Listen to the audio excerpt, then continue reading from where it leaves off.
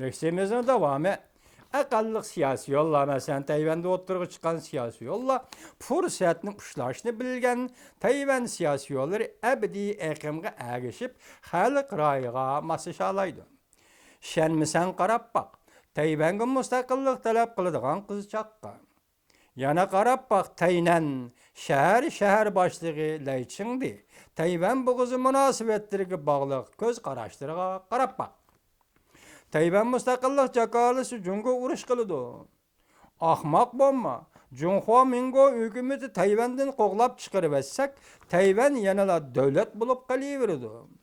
Jungo bilan bo'lgan munosabat ikki davlat salohiyatidir. Tayvanning Jungo bilan bo'lgan munosabati ikki davlat salohiyatidir. Ya'ni sen bir davlat, men bir davlat degandek.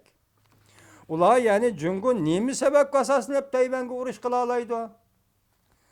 Taynan shahar boshlig'i Laychingdi deydi-ki, men Tayvan mustaqilligini tashabbus qilaman. Lekin urush qilishni tashabbus qilmadim. Jungo Tayvanning egilik huquqliq mustaqil davlat ekanligini hurmat qilish kerak. Diqqat vatandoshim, Taynan shahar boshlig'i Laychingdi Jungo Tayvanning egilik huquqliq mustaqil davlat ekanligini hurmat qilishi lozim deb hisoblayman dedi.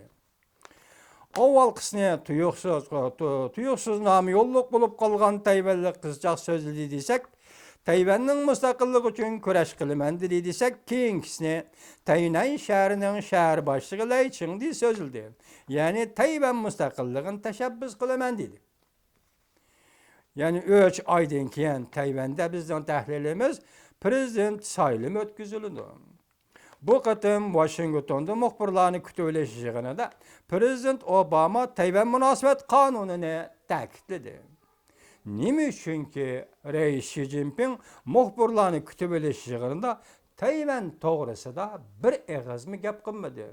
Prezident Obama bu qatim muxbirlarni kutib olish yig'inida Tayvan munosabat qonunini ta'kidladi. Nima uchunki Jungoning Rais Xi Jinping muxbirlarni kutib olish yig'inida Tayvan to'g'risida bir og'izmi so'z qilmadi.